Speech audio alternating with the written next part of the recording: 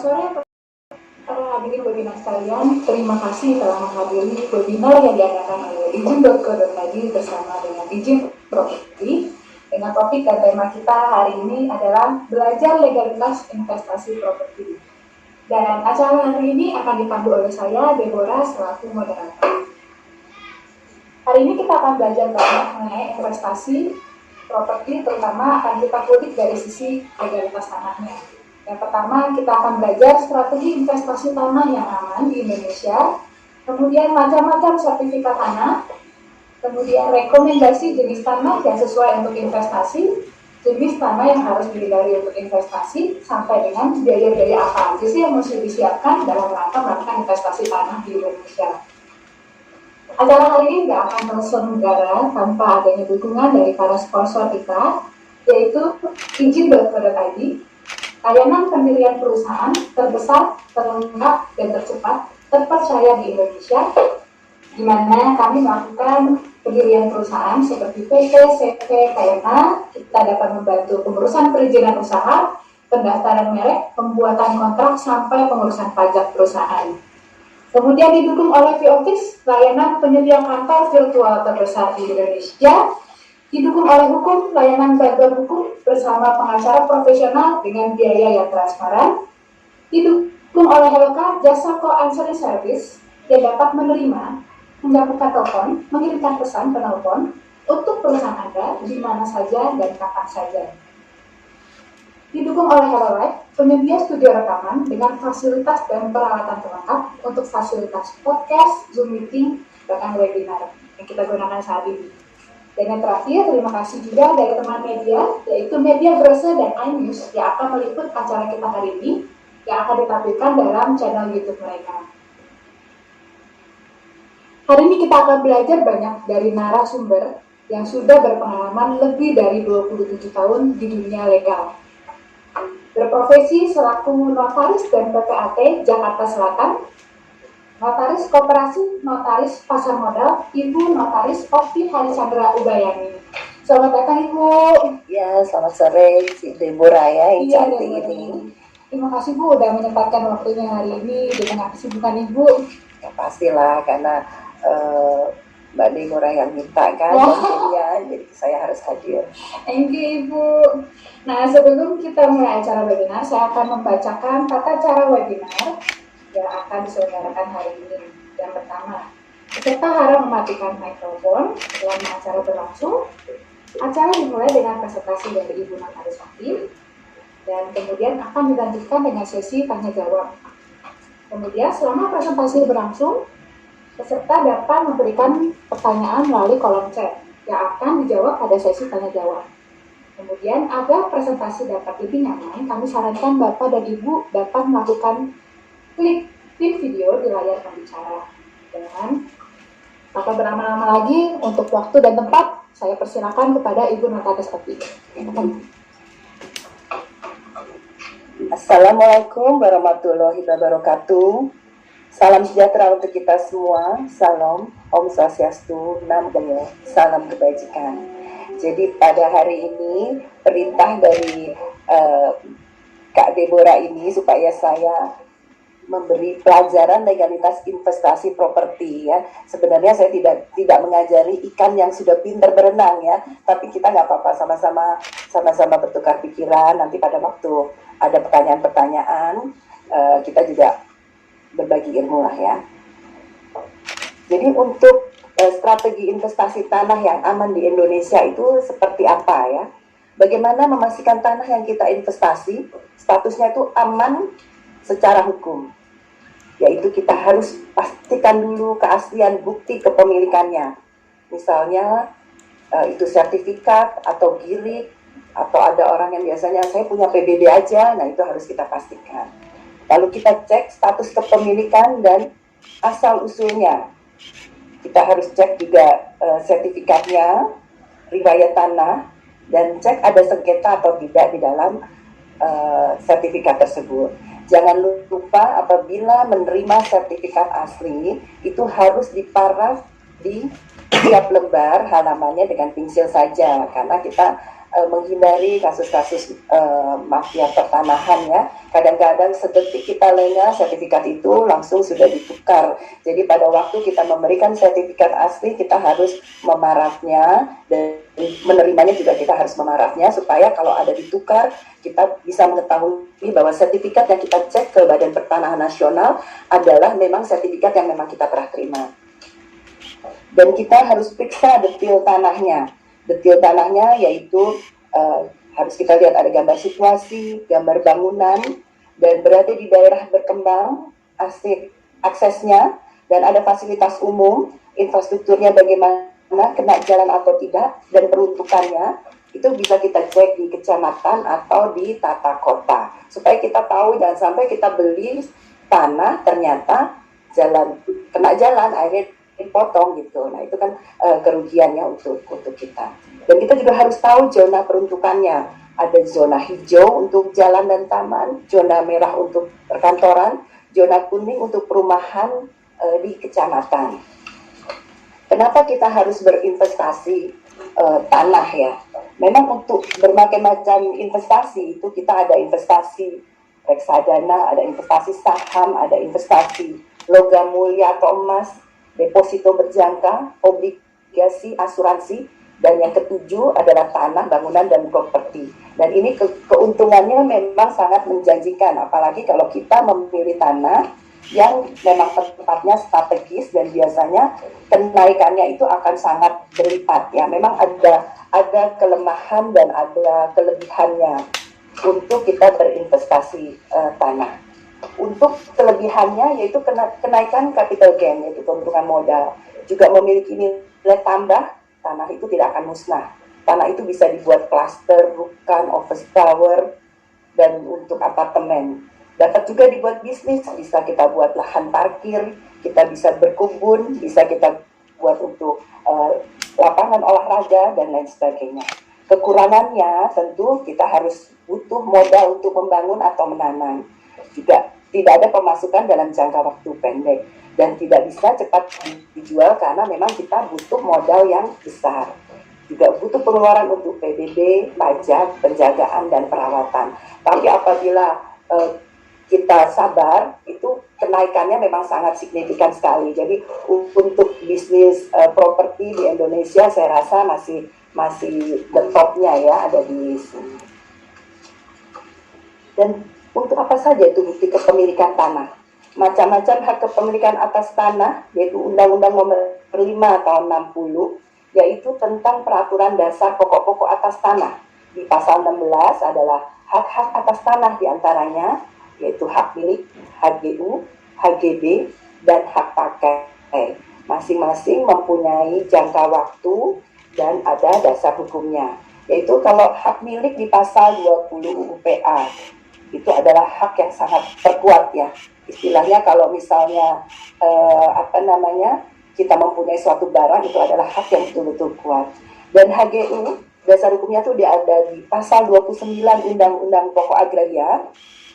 Jangka waktunya itu 35 tahun dan bisa diperpanjang lagi sampai 25 tahun.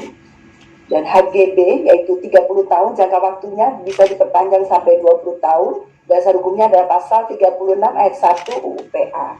Dan hak pakai yaitu di pasal 42 ayat 1 UU-PA, jangka waktunya 25 tahun dan bisa diperpanjang 20 tahun. Juga ada di pasal 41 dan 53 PP 4096. Hak milik yaitu definisi hak milik menurut Undang-Undang Pokok Agraria adalah hak turun-temurun, terkuat dan terpenuhi yang dapat dipunyai orang atas tanah.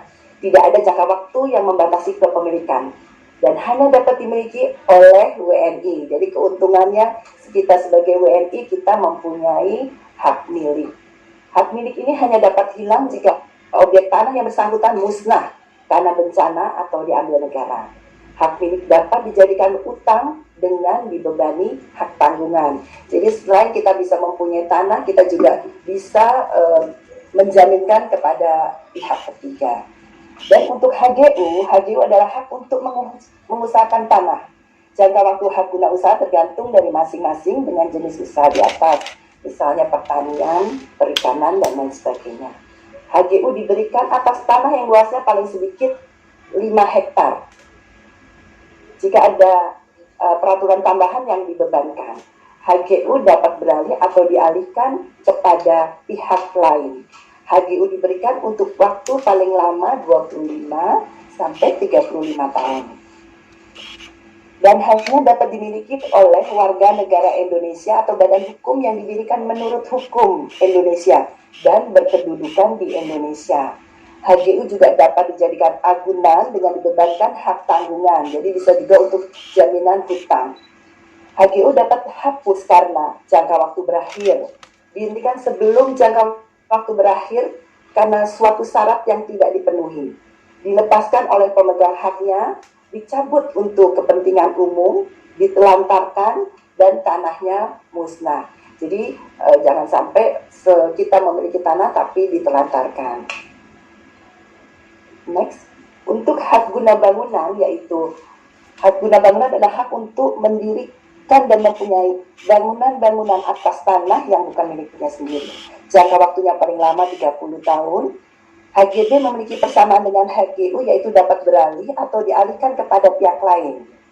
HGU dapat beralih dan dialihkan kepada pihak lain. Yang dapat memiliki HGB adalah warga negara Indonesia, tadi HGB ya, atau badan hukum yang didirikan menurut hukum Indonesia dan berkedudukan di Indonesia. HGB dapat terjadi pada tanah yang dikuasai langsung oleh negara, tanah milik karena perjanjian yang dibentuk antara pemilik tanah dengan pihak yang memperoleh HGB tersebut. HGB dapat dijadikan agunan dengan dibebankan hak tanggungan. HGB adalah hak tersebut dapat musnah karenanya. Jangka waktu berakhirnya dan dihentikan sebelum jangka waktu berakhir karena kurangnya syarat. Dilepaskan oleh pemegang haknya, dicabut untuk kepentingan umum, ditelantarkan, dan tanahnya musnah. Untuk hak pakai yang sekarang sedang menjadi hit ini, karena bisa dimiliki oleh warga negara asing. Jadi hak pakai ini adalah choice-nya ya. Hak pakai adalah hak yang digunakan untuk memungut hasil dari tanah yang dikuasai langsung oleh negara atau tanah milik orang lain yang memberi wewenang dan kewajiban yang ditentukan dalam keputusan pemberian oleh pejabat yang berwenang memberikan atau dalam perjanjian dengan pemilik tanahnya yang bukan perjanjian sewa menyewa atau perjanjian pengolahan tanah. Yang dapat memiliki hak pakai, nah ini kita harus konsen di sini karena memang hak pakai ini adalah choice satu-satunya adalah yang bisa dimiliki asing, tapi dengan adanya Omnibus Law ini juga warga negara asing bisa juga memiliki hak milik selain hak pakai. Nanti kita bahas di belakangnya. Yang dapat memiliki hak pakai antara lain WNI, orang asing yang berkedudukan di Indonesia, badan hukum yang didirikan menurut hukum Indonesia dan berkedudukan di Indonesia, badan hukum asing yang mempunyai perwakilan di Indonesia. Juga bisa saya tambahkan yaitu departemen, lembaga pemerintahan, non-departemen, Pemda juga bisa menggunakan hak pakai. Juga badan keagamaan dan sosial, dan juga perwakilan negara asing dan perwakilan badan internasional. Jangka waktunya juga lama ya, bisa 25 tahun ditambah 20 tahun. Dapat dialihkan juga dan dapat dijadikan jaminan hutang, yaitu pasal 53 PP nomor 40 tahun 96. Objek hak pakai yaitu saya tambahkan ya di sini biar rekomen agak banyak, yaitu tanah negara, tanah hak pengelolaan, dan tanah milik. Sertifikat hak pakai bisa batal karena dibatalkan menteri atau pejabat yang berwenang. pemegang hak pengelolaan atas pemegang hak milik sebelum jangka waktu berakhir karena tidak dipenuhinya kewajiban pemegang hak pakai. Tidak terpenuhi syarat-syarat atau kewajiban yang tertulis dalam perjanjian antara para pihak mengenai pemberian hak pakai atau pengguna hak pengelolaan. Putusan pengadilan yang telah mempunyai kekuatan hukum yang tetap juga bisa mengakibatkan pembatalan sertifikat hak pakai. Tanah tersebut ditelantarkan. Dan juga hak pakai ini bisa dialihkan jika tanah tersebut dikuasai oleh negara dan tanah pengelolaan, maka hak pakai bisa dialihkan dengan izin pejabat yang berwenang. Namun jika berupa tanah perseorangan, pengalihannya harus dengan jual beli, juga tukar menukar, penyertaan modal, hibah, dan wasiat. Bagaimana dengan tanah lahan girik? Girik sendiri adalah bukti surat pembayaran pajak atas suatu lahan yang merupakan bukti bahwa seseorang telah menguasai sebidang lahan. Lahan dengan status girik adalah lahan bekas hak milik adat yang belum didaftarkan pada Badan Pertanahan Nasional. Girik tidak kuat status hukumnya seperti sertifikat, tapi girik bisa dijadikan dasar untuk membuat sertifikat. Memang di dalam girik ini memang kita ada beberapa tahapan-tahapan yang harus kita lalui, karena biasanya kita harus dulu cek riwayat tanahnya, pernyataan tidak sengketa, harus ada panitia, dan pengumuman dan lain sebagainya, sehingga bisa dijadikan sertifikat. Dan untuk macam-macam sertifikat atau rekomendasi jenis tanah yang sesuai untuk investasi dan jenis tanah yang harus dihindari untuk investasi. Jenis sertifikat berdasarkan pemilikan tanah yang bagus yaitu hak milik, yaitu sertifikatnya hak milik, karena ini yang paling terkuat ya. Tapi jangan lupa pada waktu kita akan transaksi, kita harus ada pengecekan sertifikat tersebut. Dan juga pada waktu memberikan sertifikat asli kita harus paraf. Memang ini tidak ada di dalam undang-undang ya, tapi menurut pengalaman saya selama 27 tahun praktek, lebih baik pada waktu kita menyerahkan sertifikat, kita harus memaraf sertifikat tersebut, atau pada waktu kita menerima sertifikat juga kita harus memaraf. Jadi apabila ternyata pada waktu dicek di BPN ternyata sertifikat tersebut palsu, kita bisa mengetahui siapakah yang memalsukan. Jadi kita tidak menjadi yang tersangka ya. Dan ada juga hak guna bangunan, sertifikatnya hak guna bangunan. Ada HGU, sertifikatnya hak guna usaha. Dan ada hak pakai, sertifikatnya hak pakai. Untuk rekomendasi jenis tanah yang sesuai dengan investasi. Jika Anda berencana membeli tanah untuk memilikinya, maka sebaiknya Anda membeli tanah yang legalitasnya adalah hak milik atas tanah tersebut, atau minimal hak guna bangunan yang keduanya sudah memiliki sertifikat. Namun jika Anda merupakan WNA, Anda bisa melakukan investasi dengan memiliki hak kepemilikan hak pakai. Langkah selanjutnya adalah memastikan tanah yang Anda investasikan statusnya adalah clear dari sengketa, tidak bermasalah, dan ada stempel bahwa sertifikat tersebut telah bersih yang ada di Badan Pertanahan Nasional. Untuk jenis tanah yang harus dihindari untuk investasi yaitu tanah wakaf. Tanah wakaf adalah salah satu jenis tanah yang kerap kita dengar dan juga banyak dipertanyakan. Tanah wakaf adalah tanah yang diserahkan oleh pemberi wakaf untuk digunakan dalam jangka waktu tertentu untuk kegunaan ibadah dan atau kesejahteraan umum yang diatur menurut hukum syariah. Pada mulanya tanah wakaf biasanya adalah harta tanah yang diberikan untuk kepentingan masyarakat oleh seorang muslim.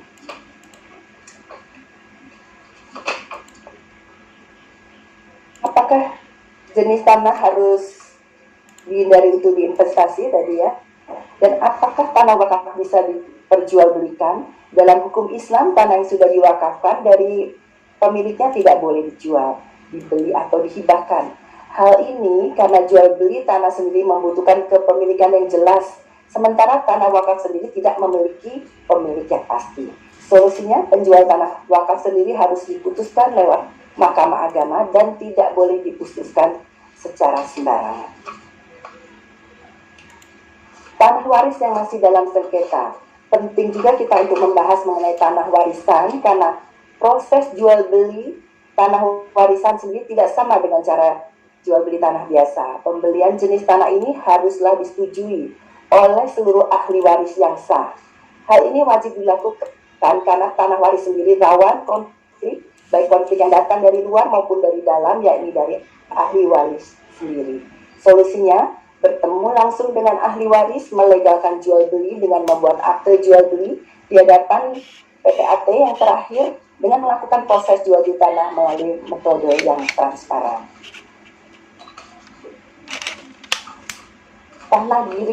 Tanah girik ini sendiri pun adalah bukti surat pembayaran pajak atas suatu lahan yang merupakan bukti bahwa seseorang telah menguasai sebidang lahan. Lahan dengan status girik adalah lahan bekas hak milik adat yang belum didaftarkan pada Badan Pertanahan Nasional. Girik tidak kuat status hukumnya seperti sertifikat, tapi girik bisa dijadikan dasar untuk membuat sertifikat tanah.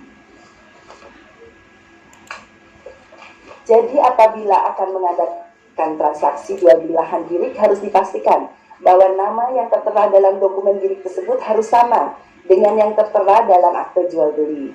Caranya adalah dibuktikan dengan dokumen pendukung yang dapat diterima yang merupakan sejarah kepemilikan lahan sebelumnya. Jadi kita harus tahu sejarah atau riwayat tanahnya. Sejarah kepemilikan lahan diperlukan apabila ingin meningkatkan status hukum suatu lahan menjadi sertifikat HGB atau sertifikat hak milik. Untuk persiapan biaya investasi, hidden cost investasi tanah. Investasi tanah tidak melulu mengenai harga tanah dan bagaimana investasi ini akan menguntungkan di masa depan. Kalian juga perlu menyiapkan biaya pajak atas tanah yang jumlahnya tidak sedikit. Komponen ini harus ditanggung baik kalian selaku pembeli ataupun penjual. Berikut adalah biaya yang harus dikeluarkan, yaitu BPHTB, yaitu biaya biaya perulahan hak atas tanah dan bangunan. Juga ada biaya PPh-SSP ya, juga biaya cek sertifikat, biaya balik nama sertifikat, biaya pembuatan akte jual beli dalam transaksi, juga ada PPN yaitu penjualan rumah, dan juga ada biaya yang dikeluarkan oleh PPAT. Cara menghitung BPHTB.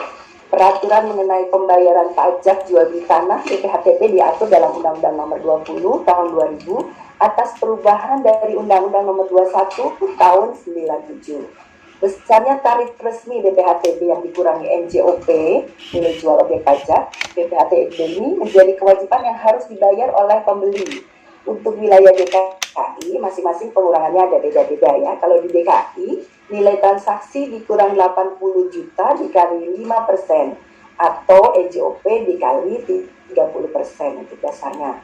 Dan untuk wilayah non-DKI, yaitu pengurangannya 60 juta. Jadi nilai transaksi dikurang 60 juta dikali 5% atau NJOP dikali 30%.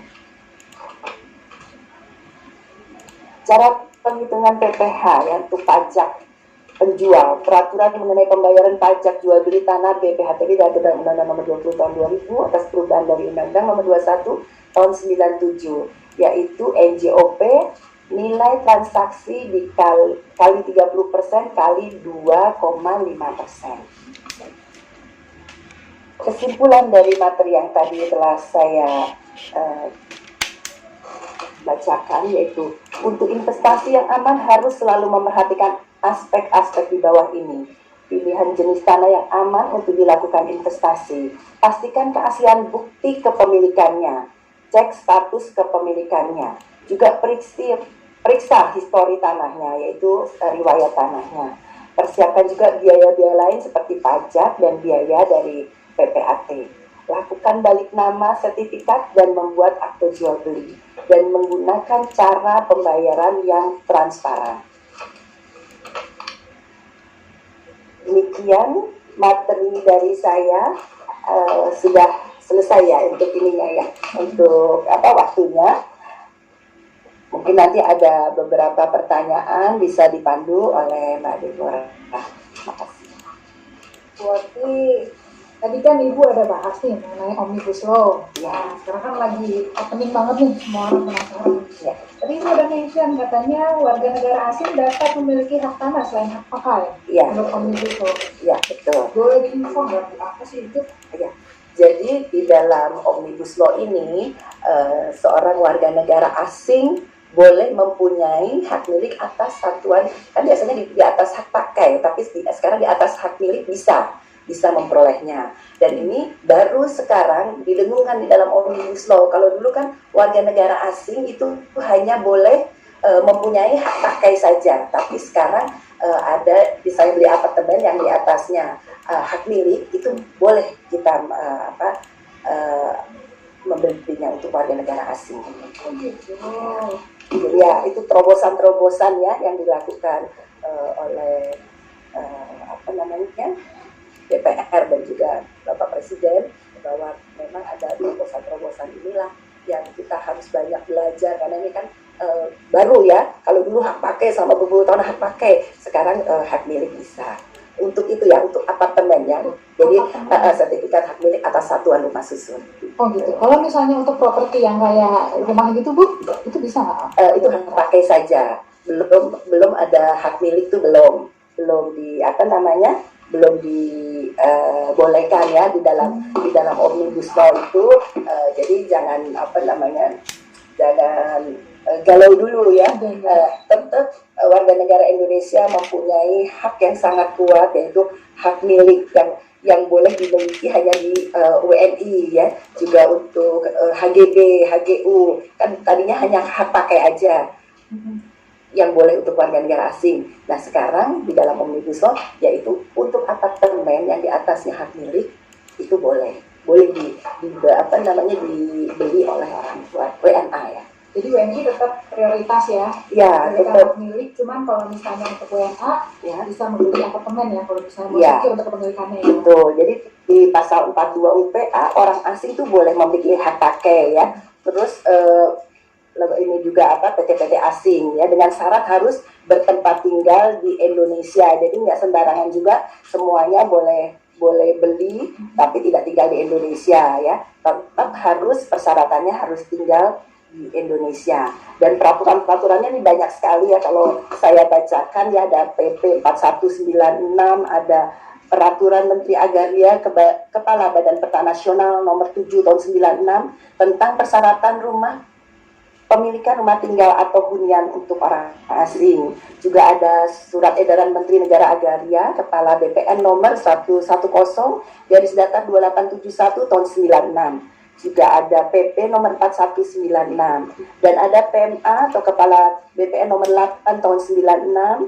Juga ada Surat Edaran Menteri Negara Agraria Kepala BPN nomor 130/105 Sesmen 96.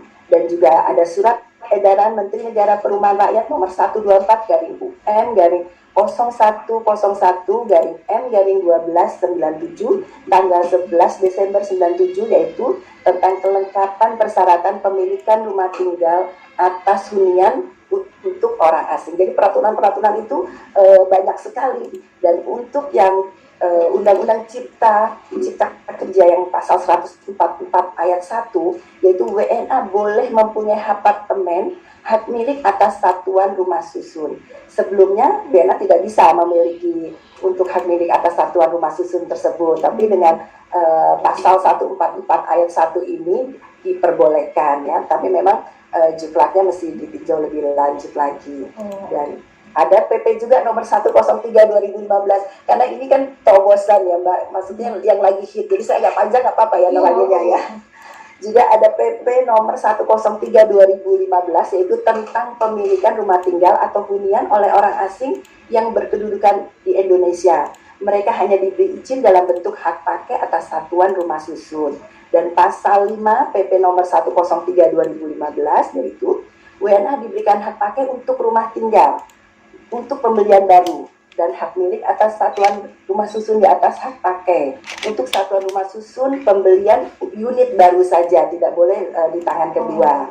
Yaitu juga WNA bisa diberikan hak pakai jangka waktunya 30 tahun, nanti diperpanjang totalnya bisa sampai 80 tahun. Itu sudah cukup enjoy juga ya, sudah cukup lama juga. Jadi yang saya tegaskan di sini, yang membedakan WNI dan WNA untuk pemilikan properti, yaitu ada batasan rumah yang dibeli WNA, yaitu Permen 13/2016. Sebagai berikut ya, untuk harga apartemen yang dapat dibeli WNA yaitu dibatasi 5 miliar sampai 10 miliar. Dan untuk rumah tinggal DKI sampai dengan 10 miliar. Dan untuk di Bali ada sampai 3 miliar, apartemen 2 miliar. Peraturan ini dibuat agar WNA tidak memiliki kemudahan dalam mengakses rumah murah. Jadi peraturan pemerintah sudah memikirkan juga plus minusnya, kan kita juga nggak mau nanti lebih banyak orang asing yang tinggal di negara kita. Jadi sudah ada peraturan-peraturannya juga. Rumah yang dibeli harus dibeli langsung dari pengembang, bukan tangan kedua. Itu ada peraturannya juga.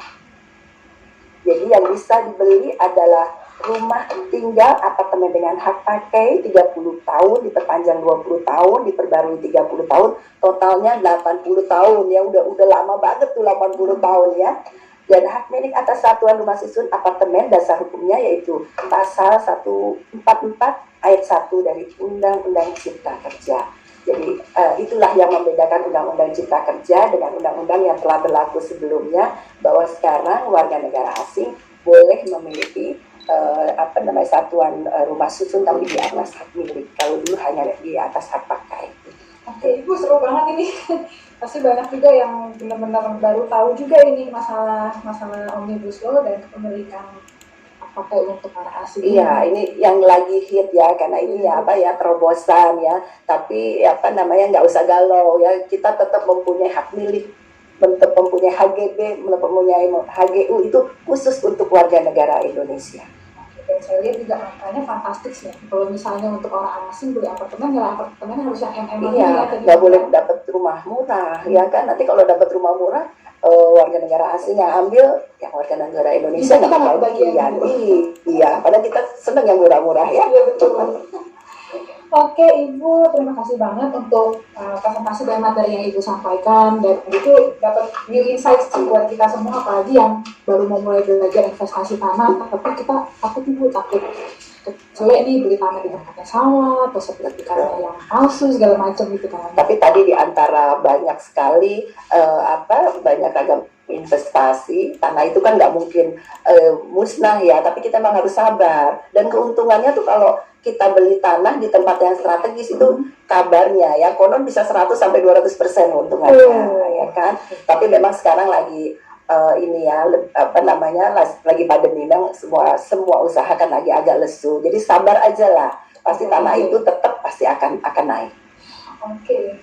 Sekalian nih Ibu dan Bapak hadirin sekalian, saya mau menginformasikan juga dalam rangka webinar ini, sekalian izin.co.id mau menghadirkan layanan terbaru dari izin, yaitu izin properti.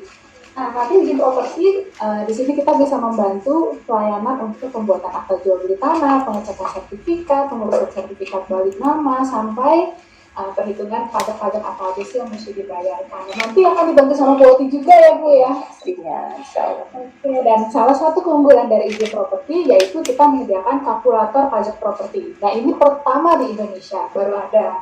Nah di sini di kalkulator pajak properti ini Ibu dan Bapak bisa menemukan di website kami www.izin.co.id. Di halaman izin properti, di situ ada kalkulator pajak properti. Kurang dari 5 menit aja, Ibu dan Bapak sudah bisa menghitung berapa besar pajak yang harus dikeluarkan dalam rangka investasi properti yang sehubungan dengan pajak legalitasnya nih. Jadi ada tadi pajak pembeli, pajak penjual, cek sertifikat, AJB segala macam ya Bu ya. Sekolah tadi udah belajar, jadi sekarang pada bisa ngitung sendiri. Di rumah udah ada rumusnya kan? Iya, udah ada rumusnya. Kadang-kadang kan biasanya dihitungin sama PPAT-nya ya. Sekarang udah bisa kira-kira berapa biaya yang kita keluarkan pada waktu kita mau berinvestasi tanah. Iya, betul sekali. Nah, sekarang kita masuk ke sesi tanya jawab. Saya lihat udah banyak banget Ibu ini pertanyaan yang masuk buat Ibu. Saya coba bacakan ya.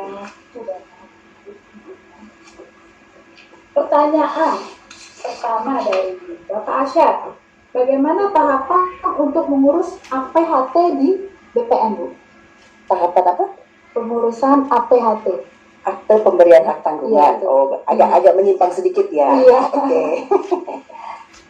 Silakan dibantu Ibu. Oke. Untuk tahapan APHT, saya pikir tadi Bapak mau berinvestasi tanah.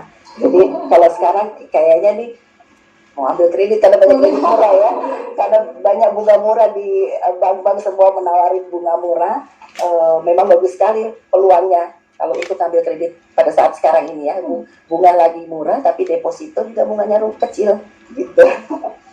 Jadi lebih bagus memang investasi tanah ya. Jadi untuk tahapan untuk APHT pertama kan kita tentu ingin mengambil loan ya, ngambil kredit di suatu bank. Biasanya kredit itu diberikan, kita buat bank menyiapkan adalah perjanjian kredit atau pengakuan hutang. Ada yang dibuat secara di bawah tangan, ada yang dibuat oleh notaris ya. Pasti yang Bapak harus lihat adalah berapa sih bunganya, berapa provisinya, berapa administrasinya ya. Setelah kita biasanya kalau notaris itu diberikan SPPK, yaitu surat perintah kerja dari bank.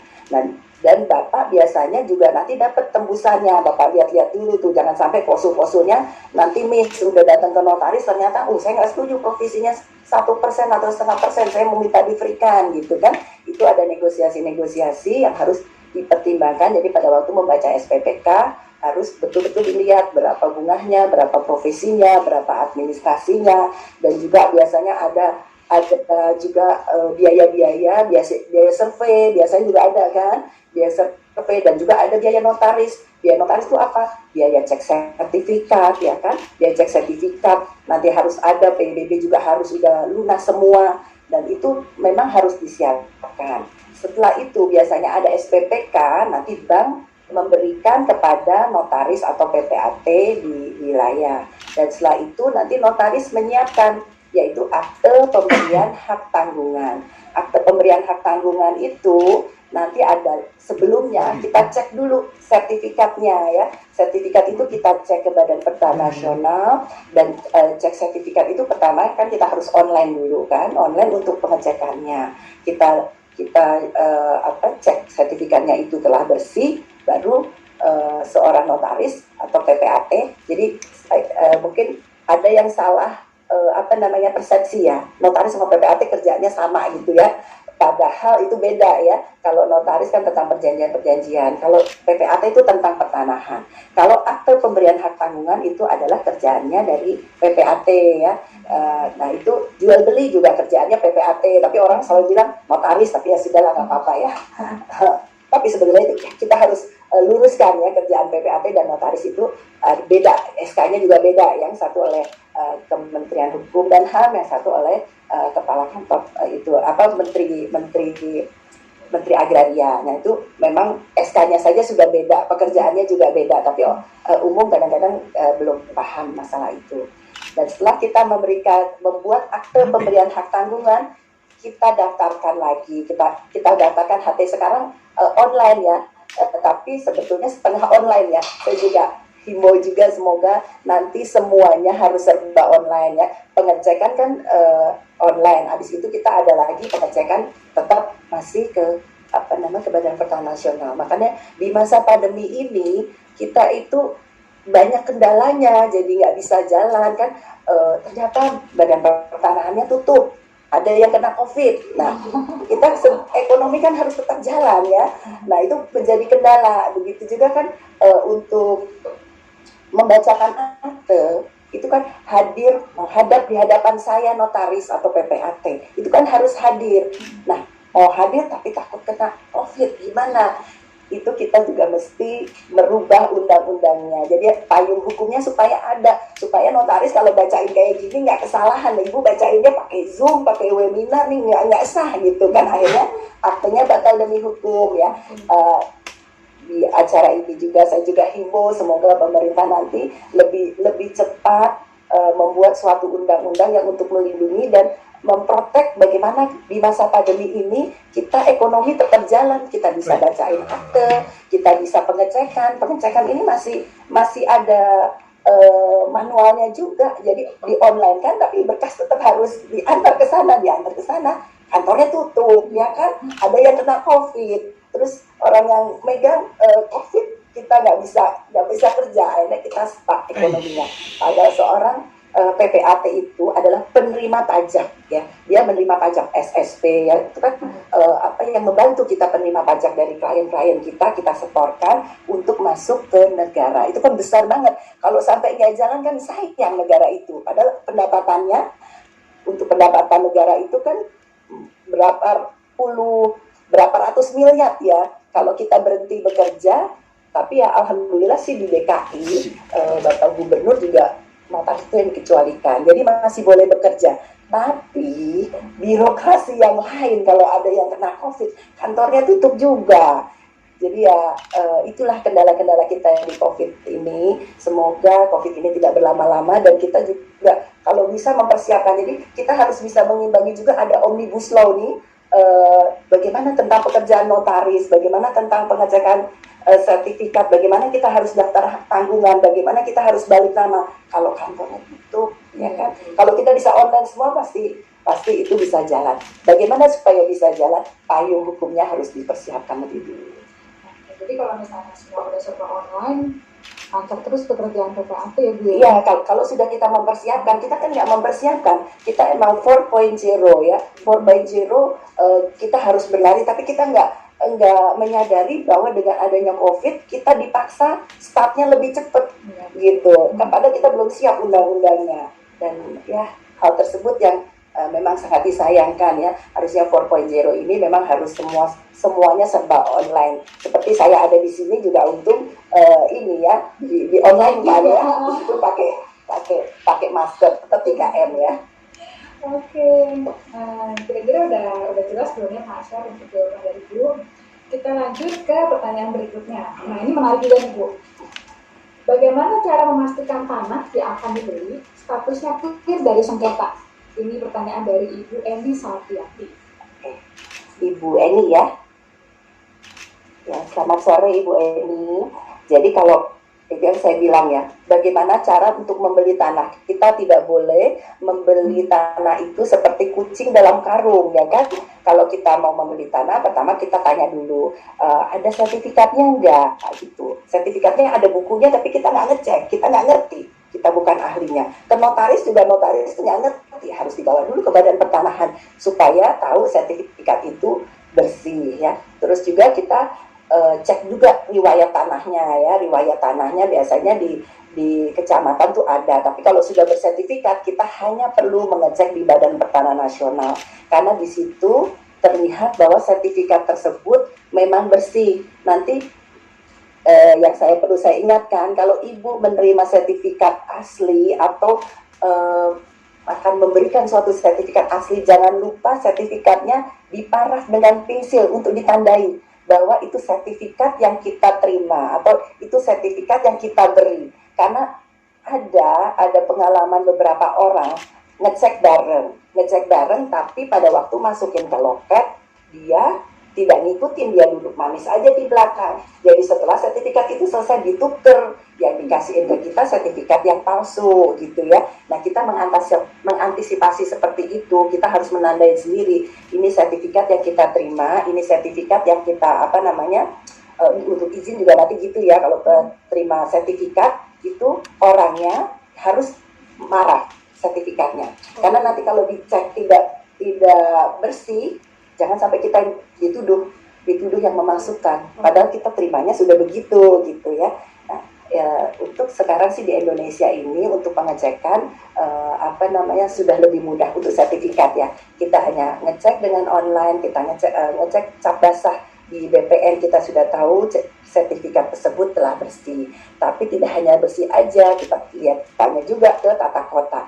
Nah jalan nggak? Jangan kita beli 100 meter dipotong jalan berapa meter, rumahnya jadi kecil banget kan. Kita harus cek juga di tata kota juga peruntukannya untuk apa, dan tadi ada zona-zona itu kan, peruntukannya untuk perumahan, untuk perkantoran, untuk yang lain-lain. Nah itu harus dicek juga peruntukannya untuk apa, supaya ya itulah kita tidak membeli kucing dalam karung katanya. Memang harus teliti A sampai Z ya. Memang semuanya bisa dilakukan oleh PPAT ya, tinggal minta dengan PPAT yang bersangkutan supaya mengecek sertifikatnya. Juga tugas Ibu sebagai klien yang penting adalah memarah apabila menerima sertifikat asli, atau bawa aja itunya penjualnya ke kantor notaris atau PPAT. Di situ pasti kita udah punya protap-protap yang untuk mengamankan para pihak. Oke. Nah itu kan kalau dalam hal penjualannya perorangan. Nah kebanyakan sekarang kan property developer di Indonesia kan berkembang banyak ibu. Nah kalau penjualannya property developer, kadang-kadang kita sebagai pembeli kan kita nggak tahu nih sertifikatnya belum pecah, kita main beli aja terus kita nggak tahu, nggak pernah ditunjukkan kan sama developer sertifikatnya. Nah itu baiknya kita gimana tuh? Nah, kita bisa minta dong fotokopi induknya, ya kan? Minta fotokopi induknya, di induknya nanti kita bisa cek sertifikatnya, tapi meskipun itu ceknya lisan ya, nggak bisa dengan cap basah. Ya, tapi kita bisa tetap cek, kita bisa minta tahu bahwa sertifikat induknya itu ada enggak. Kita juga jangan membeli, jangan-jangan kita beli cuma jual konsep aja ya kan, rumahnya bentuknya bagus ya kan, itu apa namanya, apartemennya bagus, tapi sertifikatnya, tanda putih haknya nggak jelas gitu. Jangan sampai seperti itu ya. Jadi kita tetap harus cek dari induknya. Kalau nggak ada induknya apa, giriknya kita bisa cek di mana, di kelurahan, riwayat tanahnya jelas nggak nih dari A ke B ke C ke D gitu ya. Karena kalau nggak jelas itu sertifikat juga nggak akan bisa disertifikatkan. Maksudnya kalau girik ya nggak bisa disertifikatkan, karena harus ada riwayat tanah dan harus ada pernyataan tidak sengketa ya kan, dari kelurahan ya, dikeluarkan oleh camat bahwa tanah tersebut tidak dalam sengketa. Jangan sampai kita beli ternyata sengketa, ahli warisnya masih sengketa, kan akhirnya kita nggak bisa mendiami juga. Ada beberapa apa namanya, properti kan yang seperti itu. Kita sebagai pembeli juga harus hati-hati. Berarti kalau misalnya di banyak pengambil semua lagi berencana investasi di properti developer nih, itu jangan lupa selalu mintakan kopi sertifikat itu. Iya. Nanti buat kita cek di BPN itu. Iya, dicek di BPN, kita tahu kan. Berarti dia nggak, nanti saya ngaku itu Monas itu punya saya, gitu kan. Kalau ngomong kan gampang ya kan. Tapi mana buktinya gitu, harus ada buktinya mana, sertifikatnya mana, nah KTP-nya bapak mana, oh benernya, apa PT-nya mana, ini benernya. Kalau nggak kita bisa ngakuin itu lapangan banteng punya saya mau jual gitu kan. Nggak bisa begitu, harus nggak boleh omdo ya, harus mana sertifikatnya, mana KTP-nya bapak, oh iya sama, berarti bapak memang yang berhak, tinggal kita cek ke badan pertanahan. Kalau misalnya dari kita klien minta tolong ke PPAT untuk bantu cek sertifikat induk kopinya itu juga bisa. Oh boleh, senang sekali itu, berarti PPAT-nya mendapat kerjaan kan. Oke, berarti nanti ibu dan bapak kalau misalnya mau investasi cek sertifikat induk bisa cek kita juga ya. Cuma kalau tadi sertifikatnya masih girik, berarti kita cek riwayat di kelurahan A. Iya, riwayat tanahnya, ini tanah sengketa atau enggak. Ini karena proses itu girik, itu prosesnya banyak tahapannya. Nah nanti kan juga ada pengumuman, ya ada pengumuman, ada sanggahan juga. Kalau tidak ada sanggahan baru nanti SKPT keluar, baru terbitlah sertifikat, ya kan. Nah itu kan banyak tahapan-tahapan girik yang harus kita lalui, ada panitiaan juga dan lain sebagainya.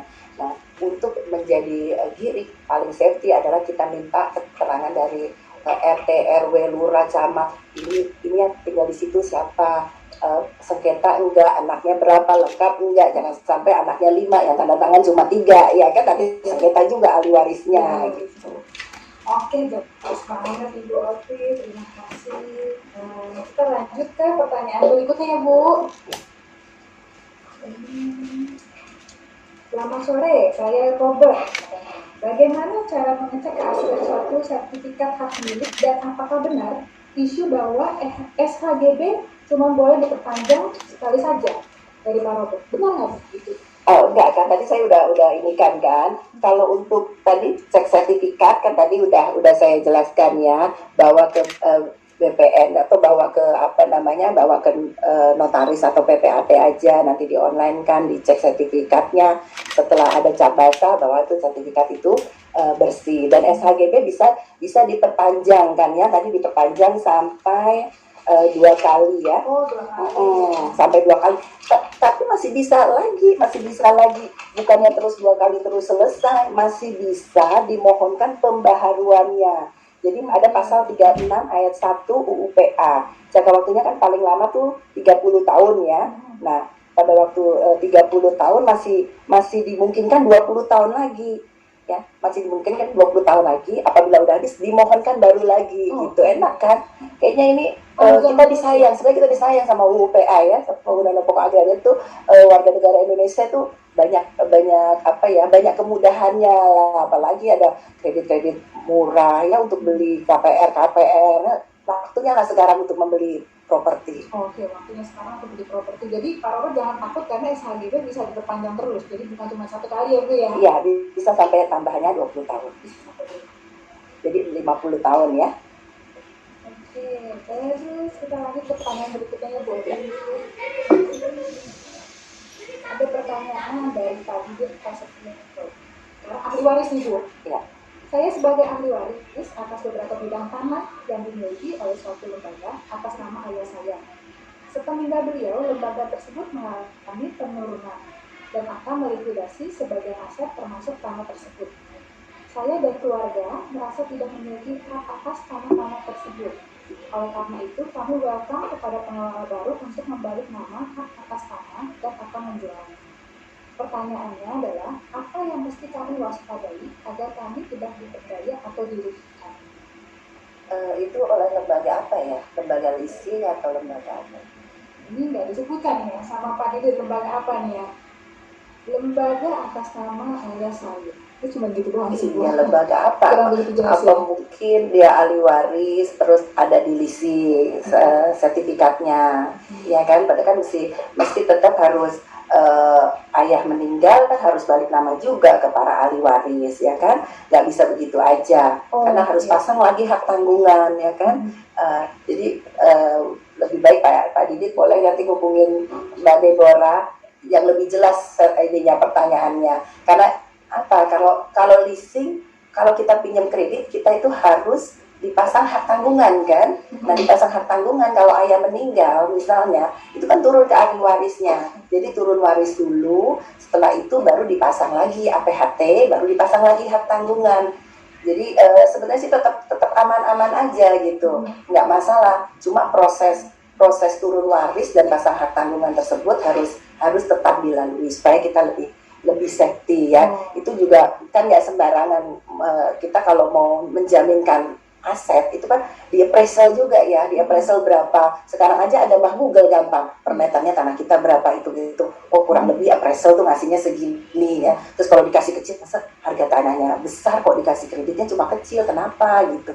Itu kan biasanya ada appraisal, itu kan juga disumpah ya. Jadi biasanya nggak semena-mena juga melakukan suatu transaksi tanah. Oke, jadi ada tahapannya dulu, nggak bisa main langsung dijual gitu aja ya Bu ya? Iya, nggak bisa dijual, tapi ya kita harus mengantisipasi. Jangan sampai dulu menandatangani surat-surat, misalnya ada kuasa menjual, ya kan seperti itu ya. Itu hati-hati juga, makanya kalau kita menandatangani semua surat, banyak ada lembaga-lembaga yang langsung tanda tangan kuasa jual. Nah itu langsung bisa dijual gitu. Itu kan yang sangat membahayakan ya, padahal hubungannya dengan hutang-hutang itu kan nggak boleh. Perjanjian kredit itu tidak boleh, misalnya pengakuan hutang ada APHT juga, itu nggak boleh.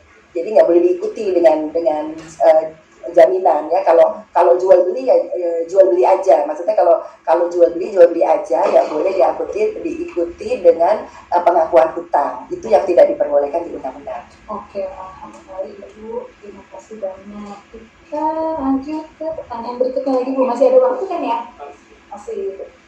Sampai pagi juga boleh.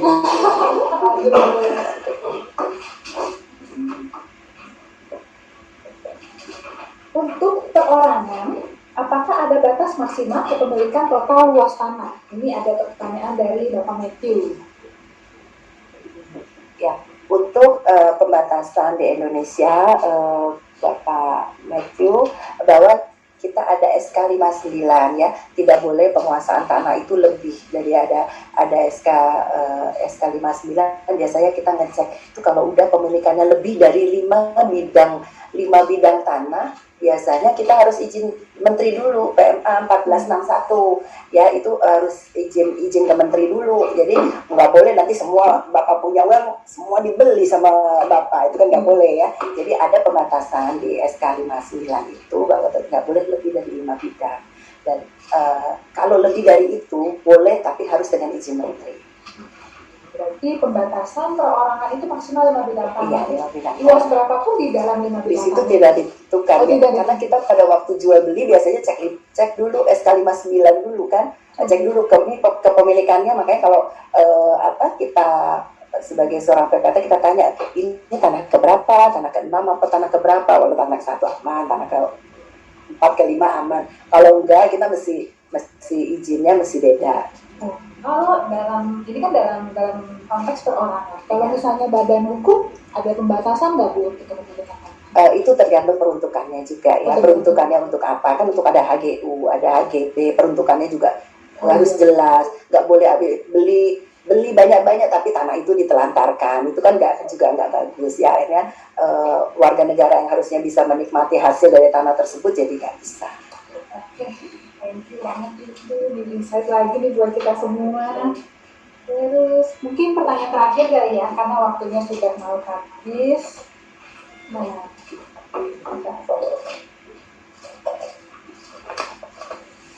Nah, ada pertanyaan dari Ibu Ivor. Bagaimana cara dan prosedur menaikkan sertifikat HGB jadi hak milik dan kira-kira biayanya berapa? Nah, itu.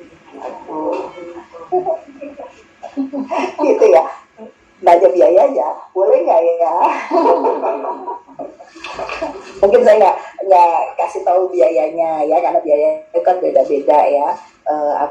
Tapi kalau untuk prosedur HGB jadi hak milik tuh prosedurnya gampang sekali gitu kan. Biasanya udah bawa ke PPAT aja atau bawa ke izin, nanti langsung bisa naik ininya. Yang penting peruntukannya memang untuk rumah tinggal. Jadi ada HGB tapi dia pakainya untuk kantor, itu nggak boleh.